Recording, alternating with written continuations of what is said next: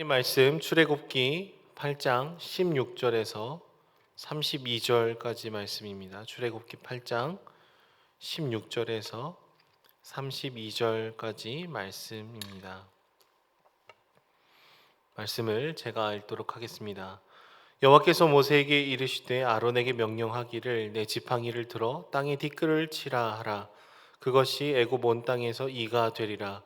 그들이 그대로 행할세 아론이 지팡이를 잡고 손을 들어 땅에 티끌을 치매 애굽 온 땅의 티끌이 다 이가 되어 사람과 가축에게 오르니 요술사들도 자기 요술로 그같이 행하여 이를 생기게 하려 하였으나 못하였고 이가 사람과 가축에게 생긴지라.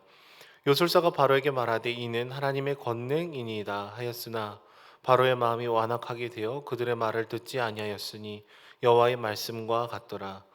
여호와께서 모세에게 이르시되 아침에 일찍이 일어나 바로 앞에 서라. 그가 물 있는 곳으로 나오리니 그에게 이르기를 여호와께서 이와 같이 말씀하시기를 내 백성을 보내라. 그러면 그들이 나를 섬길 것이니라.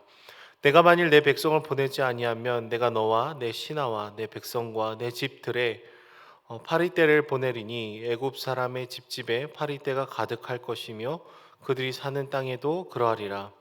그날에 나는 내 백성이 거주하는 고센 땅을 구별하여 그곳에는 파리가 없게 하리니 이로 말미암아 이 땅에서 내가 여호와인 줄을 내가 알게 될 것이라. 내가 내 백성과 내 백성 사이를 구별하리니 내일 이 표징이 있으리라 하셨다 하라 하시고 여호와께서 그와 같이 하시니 무수한 파리가 바로의 궁과 그의 신하의 집과 애굽 온 땅에 이르니 파리로 말미암아 그 땅이 황폐하였더라. 바로가 모세와 아론을 불러 이르되 너희는 가서 이 땅에서 너희 하나님께 제사를 드리라. 모세가 이르되 그리하면 부당하니이다. 우리가 우리 하나님 여호와께 제사 드리는 것은 애굽 사람이 싫어하는 바인즉 우리가 만일 애굽 사람의 목전에서 제사를 드리면 그들이 그것을 미워하여 우리를 돌로 치지 아니하리이까.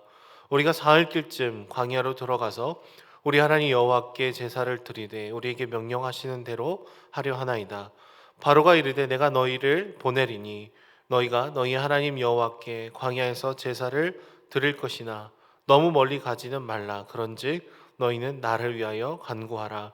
모세가 이르되 내가 왕을 떠나 가서 여호와께 간구하리니 내일이면 파리떼가 바로와 바로의 신하와 바로의 백성을 떠나려니와 바로는 이 백성을 보내어 여호와께 제사 드리는 일에 다시 거짓을 행하지 마소서 하고 모세가 바로를 떠나 나와서 여호와께 간구하니 여호와께서 모세의 말대로 하시니 그 파리떼가 바로와 그의 신하와 그의 백성에게서 떠나니 하나도 남지 아니하였더라.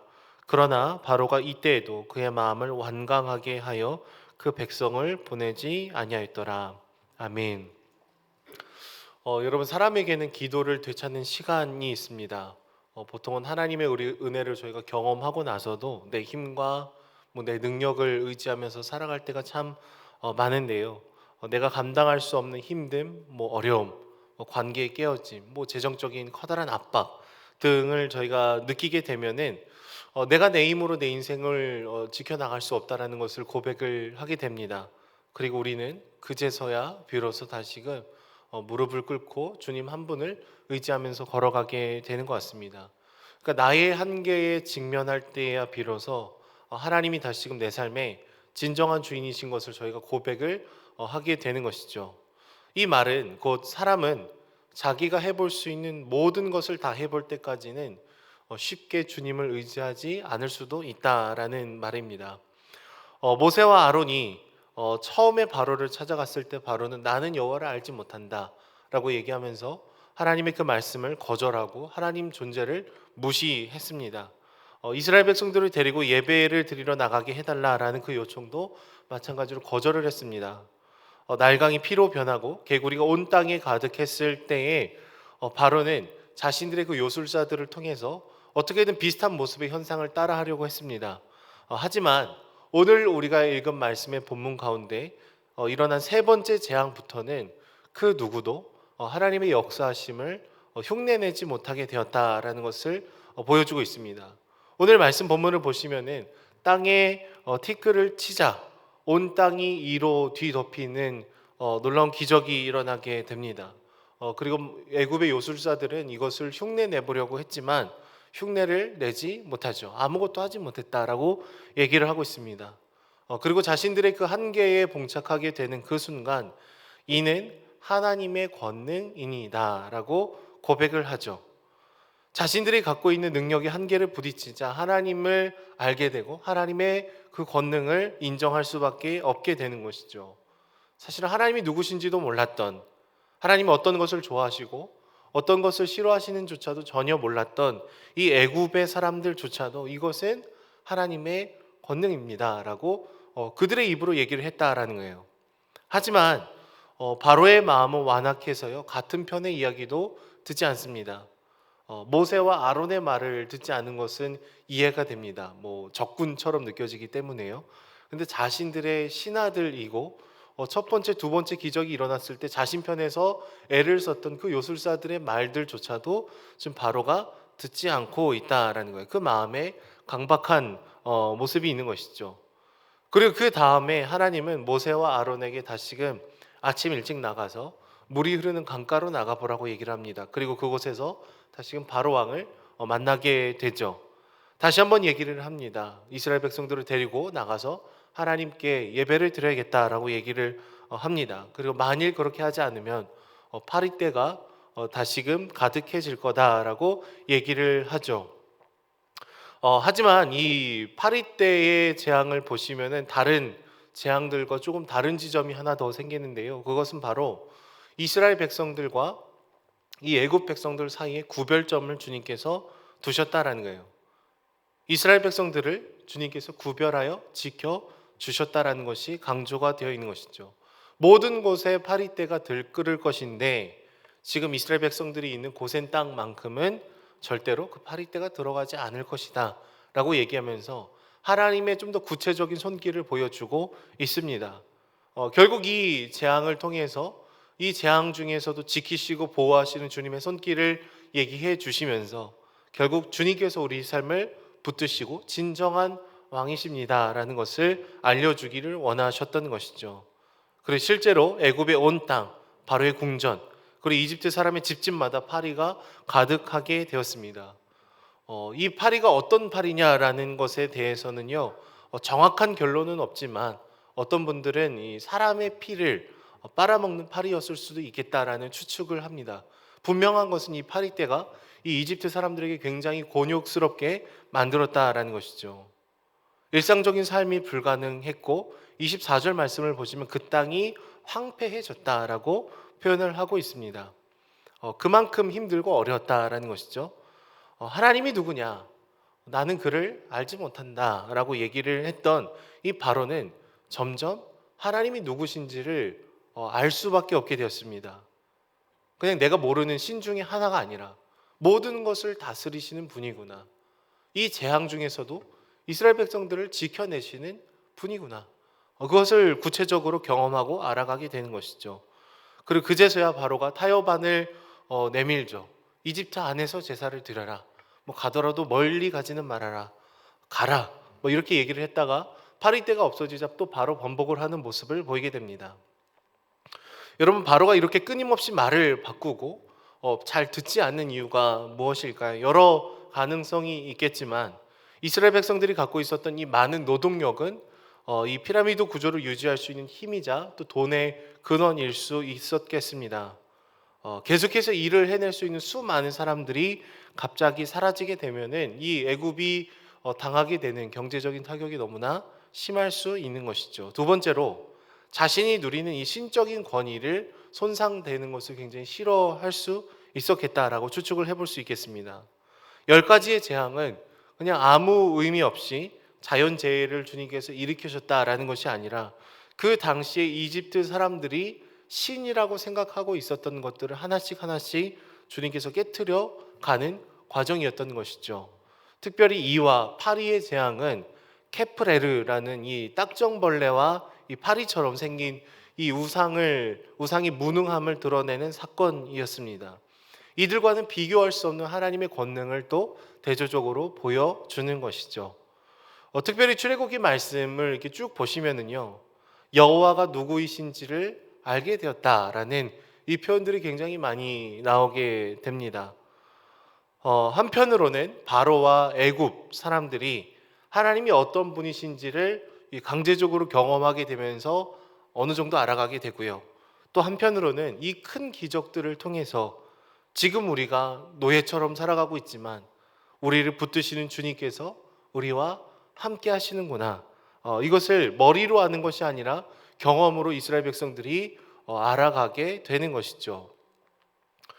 결국에는 이 잘못된 우상의 문제들을 주님께서 다루시면서 진정한 왕이 누구신지를 보여주시고, 그리고 누군가를 짓누르고 힘들게 하고 아프게 만들던 이 세상 속에서 진리가 그들을 자유케 하는 역사를 일으키고 계시다라는 것입니다.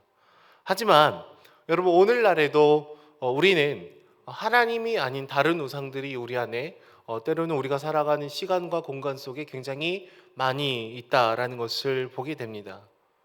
여전히 우리가 살아가는 시간에, 그리고 공간에 지배적인 영향력을 행사하는, 보이지 않는 좋은 것들이 굉장히 많이 있죠. 근데 그 좋은 것들을 우리가 궁극적인 것으로 추구하고 우리 인생의 목적으로 삼고 걸어갈 때가 있습니다. 스카이캐슬이라는 드라마를 보시면 한 법조인의 집 한 가운데에 피라미드 구조의 모형이 있습니다. 그리고 자식들에게 공부를 잘하면 요지점, 서울대를 가면 요지점, 뭐 변호사가 되면 요지점. 그래서 계속해서 사람을 높고 낮음 속에서 얘기를 하고 누군가를 지배해도 괜찮은 것처럼 얘기를 하는 모습들이 드라마 안에도 있습니다. 우리도 때로는 보이지 않지만 기회만 있으면 크고 작은 이 피라미드 구조 내에서 조금이나마 더 높은 자리를 차지하고 싶어하는 그런 갈망이 있을 때가 있죠. 때로는 뭐 음식을 시킬 때, 음식을 받을 때, 우리가 손님의 자리에 있을 때 진짜 왕이 되고 싶어하는 순간순간들이 우리 안에 분명히 있다라는 거예요. 하지만 여러분, 하나님의 말씀이 그런 삶을 원하지 않는다라는 것을 우리가 분명히 알고 있으면서도 끊임없이 우리가 왕이 되는 그 자리를 떠나지 못하는 이유는 우리가 바로처럼 주님의 그 말씀을 온전히 우리 삶에 들으려고 하지 않을 때가 있기 때문인 것입니다. 그러니까 이 출애굽기의 말씀은요, 아니, 예전에 그런 기적이 일어났었구나, 그냥 그런 일이 있었구나, 그냥 모세와 아론의 일이 그러했구나라고 그냥 얘기하고 지나가면은 오늘날의 우리는 또 다른 종류의 이 우상들을 여전히 함께 숭배하면서 걸어갈 수 있다라는 거예요. 이 출애굽기의 말씀이 오늘 지금 여기에서도 일어나야 되고 하나님의 왕 되심을 우리가 더 깊이 알아가고 경험해야 된다라는 것이죠. 하나님은 자기 스스로가 얼마나 대단한 분이신지를 지금 보여주고 계십니다. 모든 티끌을 이로 바꾸시며 절대적인 왕이심을 계시하시고요, 주님 안에 있는 백성들을 보호해 내시면서 이 심판과 재앙으로부터 하나님이 지키시고 보호하시는 것을 얘기를 해주고 있는 것이죠. 이스라엘 백성들을 구별하여 지켜내시는 이 구별은요, 우리 인생의 마지막이 더욱더 선명해질 것입니다. 개개인의 인생이 죽음에 가까워질수록, 이 시대의 삶이 마지막 시대에 가까워질수록 하나님이 우리를 지키시고 붙드시고 우리에게 허락해 주시는 이 부활의 소망은 우리를 그 칠흑과 같은 죽음에서 건져내시는 것이죠. 죽음의 순간이 우리 삶에 찾아오면 그리스도인들은 슬픔 중에서도 찬양을 합니다. 고통 중에서도 천국의 소망을 품으며 그 절망이 우리를 침투하는 것들 가운데 하나님께서 구별해 내시고 지키시고 보호하시는 것을 저희는 고백을 하게 되죠. 하지만 복음을 소유하지 못한 분들에게는 깊은 절망과 포기와 좌절밖에 남지 않게 됩니다. 예수 그리스도께서는 자신의 피를 흘리시며 십자가의 보혈을 흘리시며 우리를 구별해 내시고 지키시고 보호해 주는 것이죠.